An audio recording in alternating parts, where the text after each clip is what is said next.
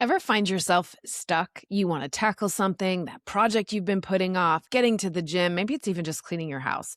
And then the moment comes to actually do it and you can't. Like your body literally says no, even though your brain is screaming that you should be doing it. And then you spend the next hour beating yourself up for being lazy or broken. What if I told you you're not lazy at all? You're just frozen, and there's a way out of it that has nothing to do with forcing yourself or trying harder. Let's get started.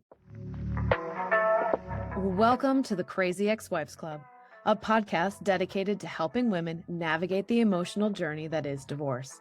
I'm your host, Erica, and if you're trying to figure out life after the big D, welcome to the club.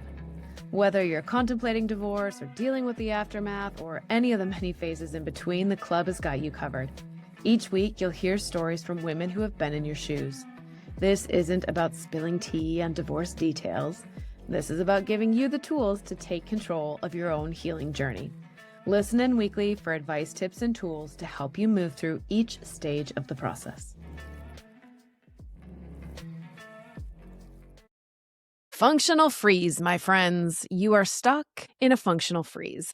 Welcome back to another episode of the Crazy Ex-Wives Club. I'm your host, Erica, and I am recording this episode while literally experiencing what I'm going to teach you about today. It's called functional freeze, and it is one of the stress responses of our nervous system.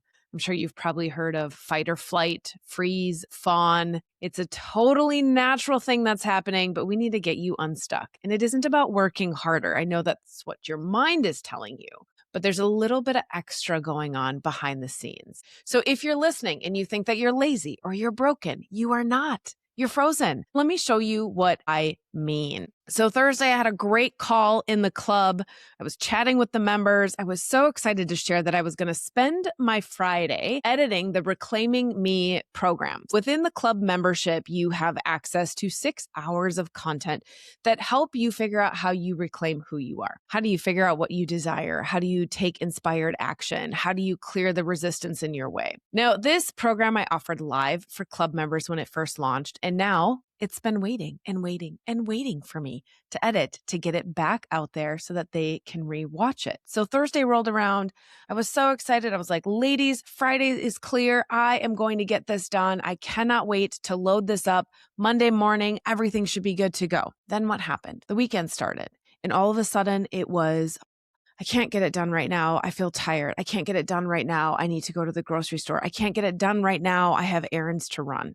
I can't get it done right now, even though I had such a strong desire to move this project off my to-do list. And the more I avoided it all weekend, the more I said, you know what? It's okay. It's Friday. You spent all Friday. You were super productive. We ran all these errands, got all this stuff done for the house. Saturday is open. Saturday, you can do it, Erica. Saturday, you can sit down. And what happened Saturday? Something irritated me about the dogs, and I got all worked up about something stupid. And then I became so worked up that now I couldn't do it. I wasn't in the right headspace. I couldn't just sit down and get it done. And then Sunday was Easter. We had activities planned for the day, and I knew that it wasn't going to happen. So there I was, Sunday night, frozen again, beating myself up that I had spent all weekend. I hadn't moved the project. I needed to get this thing done. But the interesting part is that all weekend, there were little stories that came up that told me why it was okay to procrastinate, why it looked different. And that is the sneaky part of a functional freeze experience. A functional freeze is a high-functioning survival mode. It's where your nervous system is overwhelmed. It leads to exhaustion, low motivation, and a disassociation behind a facade of normalcy. Great, Erica. That's a fantastic definition that you Googled online. But what does it actually mean? It means that you continue to stay very busy day in and day out, but your nervous system has been tripped into survival mode, which means it does not feel safe to be able to do the things that it really needs to do. It keeps you stuck in a pattern of repeating things that probably aren't moving the marker. You're staying very busy every single day. You're feeling like you're getting important things done. But when you look at what's happened by the end of the weekend or the end of the week, you feel like you've missed the mark on the big things you really wanted to get done. So what does it look like in your day-to-day? It looks like busy work. It looks like taking care of small, trivial tasks that, yes, they need to get done.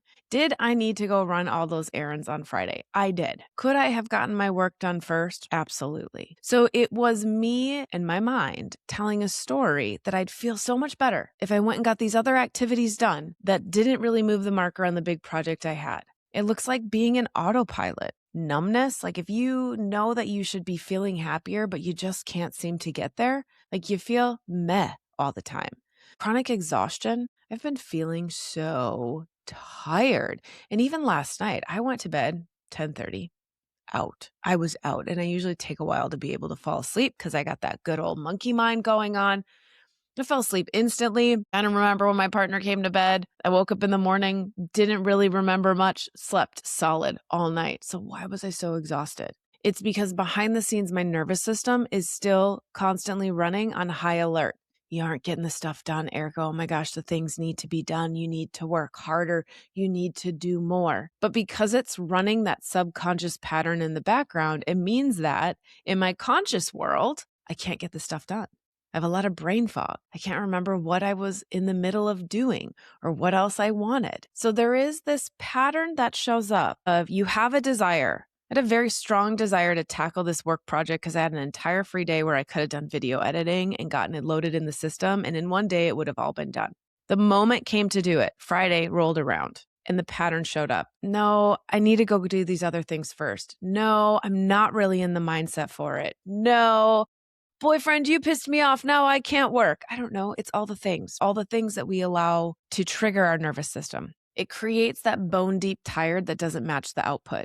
You know that there's a difference. Like sit and think for a second when you have been highly productive and how good highly productive tired feels versus bone tired with no productivity. Like there are days when I lock it in and I'm not multitasking. Multitasking sinks my ship real fast. You know, if I have to worry about dinner and picking up the kid and walking the dog, it's very hard for me to get in the zone. But on the days where all of a sudden I lock it in and I might be up till 2 a.m, I'm locked in, I'm creating. That's what happened with some of the Wild Woman program and the Blueprint program. It just flows. And the next day, are you tired? Yes, but you feel so accomplished, so excited. There's a different feeling to being really, really tired because you produced amazing things that lined up with your purpose and your desires and your dreams versus the type of tiredness that comes from your nervous system being stuck. And the other thing that it shows up as, and I'm super guilty of this, self-sabotage disguised as self-care. Now, because I spent so many years not prioritizing my self-care, okay, and my self-care, things like taking a nap, getting extra sleep, going for a walk, working out at the gym, getting a massage. I was a very high-functioning anxiety, type A, constantly going, always achieving. And so when the divorce hit and the nervous system couldn't take it anymore and everything crumbled, I learned that self-care was really the way back to me feeling energized. But the tricky part is sometimes self-sabotage disguises itself as self-care. You know what? You're really tired today. You've really worked hard this week. You don't have to accomplish anything else. It's a sneaky story that our mind tells us that, like, you know what? You really deserve this. Let's go back to that great call we had on Thursday. It's 2:00 Thursday afternoon.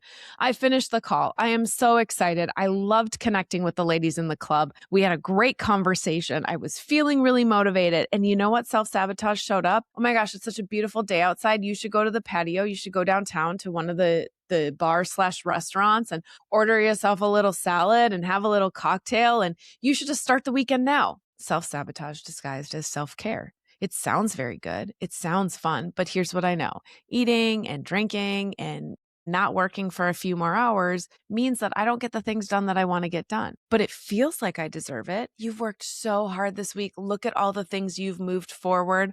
Like you guys will be so excited about all of the new podcast guests that I scheduled this last week that are going to be on the show. Amazing, amazing guests coming up. All of those pieces start to create a self-sabotage story of like, you deserve this. You can postpone this a little bit more. And you are the only one who can reflect on where is that story coming from? Is that story coming from a heart-centered conversation where your inner being is like, hey, girl, you're being hard on yourself. Like, take a break. Take a break. You deserve it. Or is it coming from an ego-based, your nervous system side that's saying, but you've already done so much, so maybe we just maybe we just avoid doing more right now.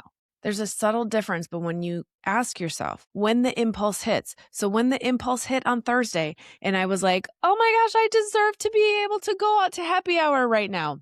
I asked myself, well, where was this coming from? And was that really supporting me in what I wanted to do or who I wanted to become? And the answer was no. And it was just as easy to sit down and continue to take all that excitement and channel it into work for the next 2 hours to then be able to kick off my weekend. So in the moment hits and we've got to reflect and we've got to say, where is this thing coming from? Because otherwise we react to whatever our mind or our body is telling us. And so often we are being triggered by our nervous system.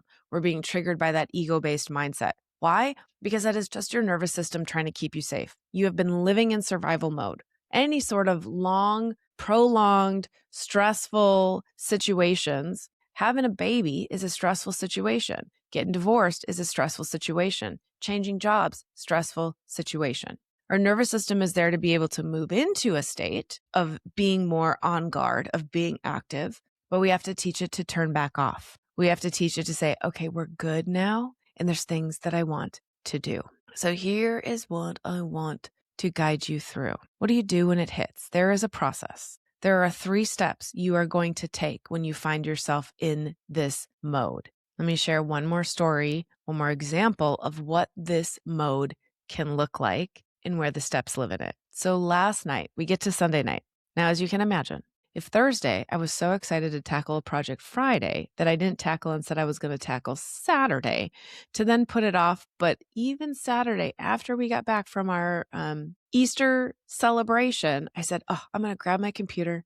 And after dinner, I'm going to go sit in the bedroom and I'm going to start working on this because that feels so good right now. And then after dinner, the answer was no. After dinner, the answer was, I've done so much and I cleaned the kitchen and I did the dishes and I'm really tired and I just want to lay on the couch. I just don't want to do anything. And prior to having dinner, I had told myself after dinner, don't sit on the couch, just go walk on the treadmill, watch your TV on the treadmill downstairs. Great.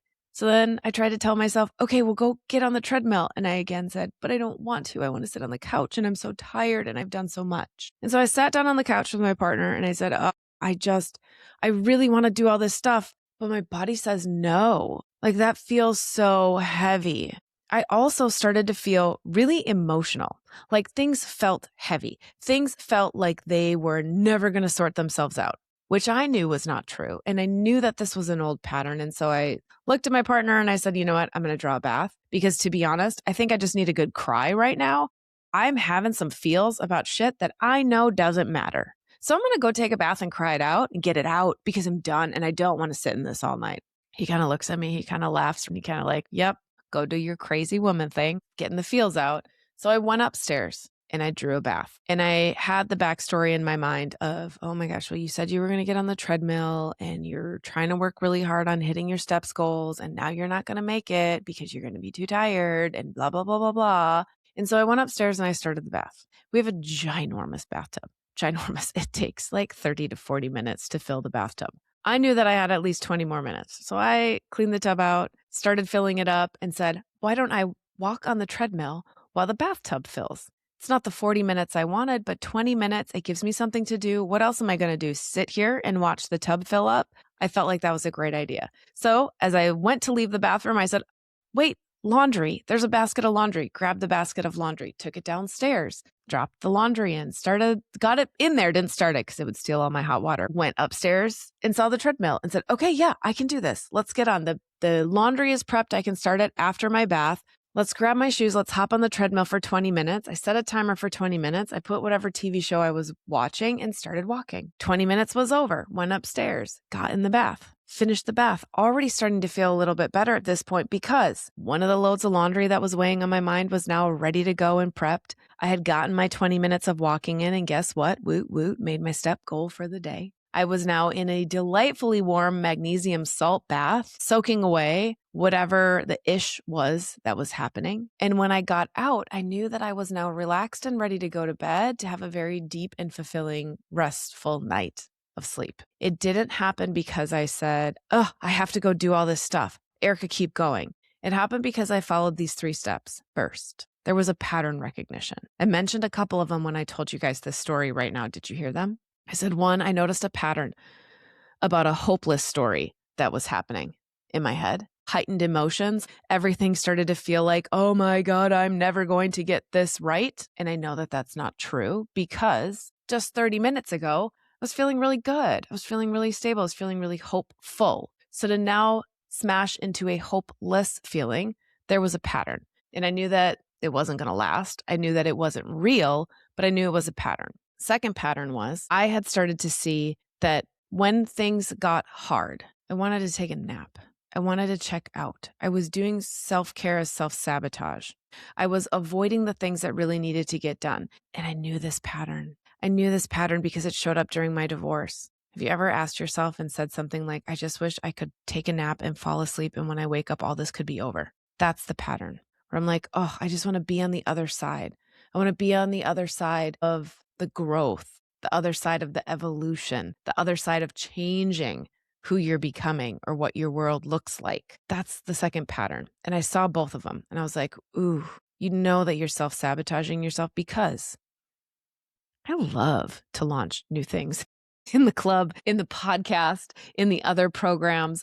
I love to get more of those guidance pieces out there for you. So I knew that it was going to feel really, really good when I got Reclaiming Me edited and posted. And so I also knew then that it was not me, not my heart-centered decision of making a choice around editing or not, but it was my nervous system in a functional freeze. I was very busy all weekend. I got a lot of shit done. I did not get the big things done that I wanted to deep in my heart. So think about that for you. We don't have to fix the pattern. We just have to acknowledge it. Why is that? Because the moment you acknowledge the pattern, you step out of being in the pattern and you're now observing it. It's almost like you've removed yourself from it. You're up above it. You're looking down and you're like, oh, been here, done that. I know I've been in here before. Step 2 then is to acknowledge without judgment. You have to take the pressure off. It is key. All weekend, it was, oh, I'm going to work on it tomorrow. I'm going to get to it tomorrow. I'm going to take care of this so that less is on my plate, so that I feel calm, relaxed, excited, inspired to do the work. And then it didn't happen. And the story starts to build. You didn't get it done. You knew you wanted to. Why did you do this again? Duh, this is the reason you don't have the things launched that you want to have launched. Duh, this is the reason you're never getting out ahead.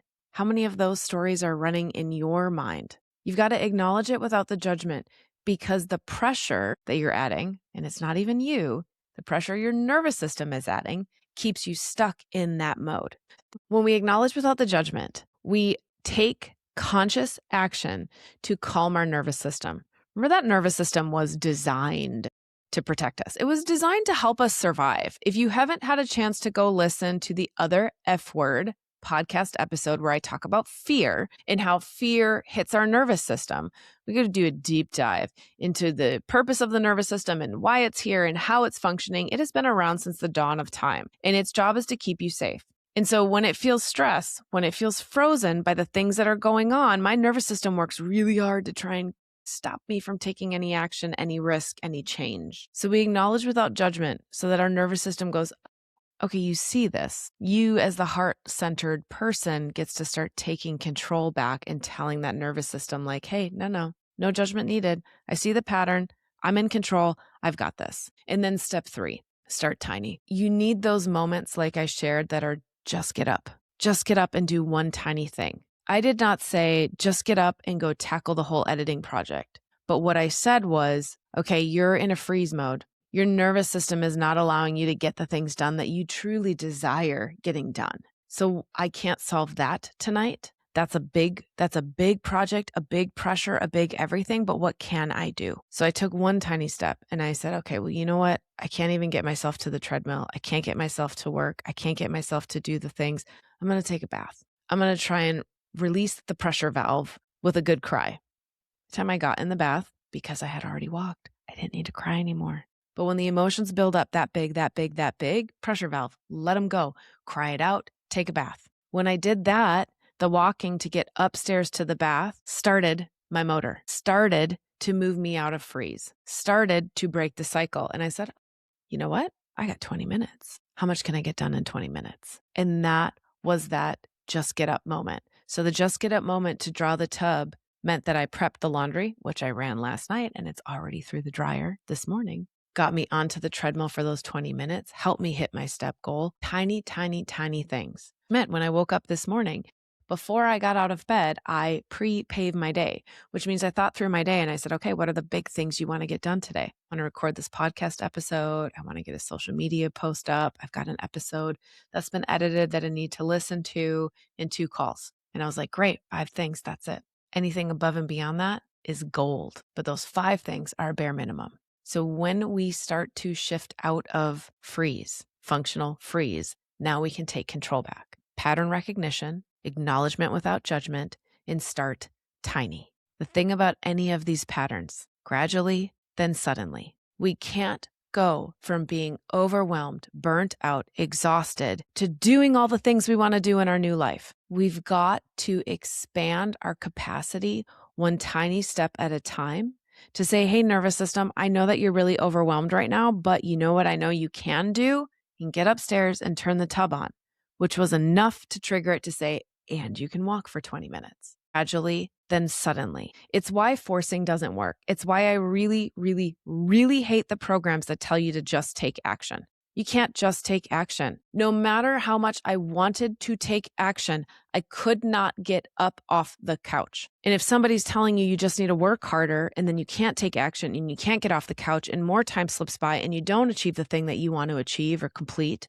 what happens? Your mind says, wow, look at you, failing again, screwing up again. That's the pattern we need to break. Pattern recognition, acknowledgement without judgment, start tiny. So I want you to find a small thing that you can move the marker on a topic that you're frozen about. Where are you finding yourself in a functional freeze pattern? Are you avoiding cleaning out a bin because it's got memories and mementos in it?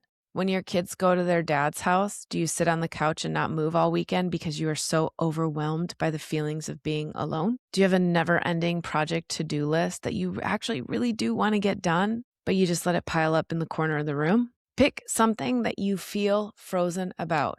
And I don't want you to do the whole thing.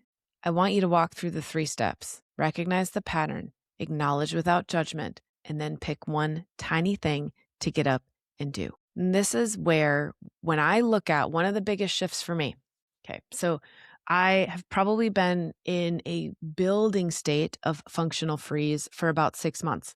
Why? Because I have been reworking all the offerings in the business. I have been expanding partnerships and programs and things that are going on. There's great stuff going on, and it is requiring a different capacity from me.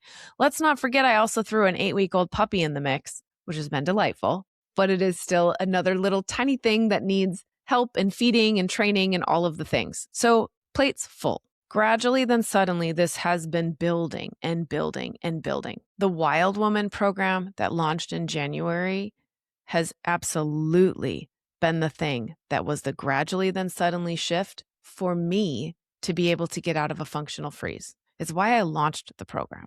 When I was in the separation and divorce, it was final now because I was at the townhouse. So the divorce was done. I found myself back in that freeze mode. I had lots of time. I had worked through all this. Why did I feel numb again? Why couldn't I find joy? Why couldn't I get the things done that I wanted to get done? And that's what brought me over to creating a container following the moon. New moon journal prompts, full moon ritual to release. New moon journal prompts, full moon ritual to release. It meant that instead of using a corporate calendar or a 90-day tracker or SMART goals, I was flowing with something that I could see in the sky every single night.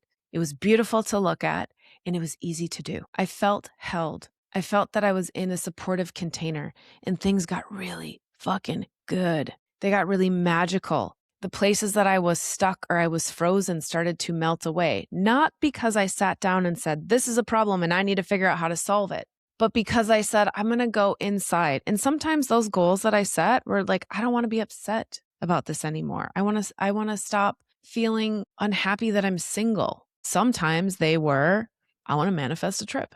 But the Wild Woman program that I launched does exactly that. It is your start tiny step. It is 5 to 10 minutes with some journal prompts when the new moon hits. And then it is a 45 to 50 minute somatic healing practice with the full moon. So we new moon, set intentions, full moon, move through the ish. And this last one, holy shit, was this last one fire. Because this last one leaned on a Libra full moon, which was relationships and balance. And you were guided through a process, a subconscious journeying into a relationship that you need to let go of because the relationship is holding you back.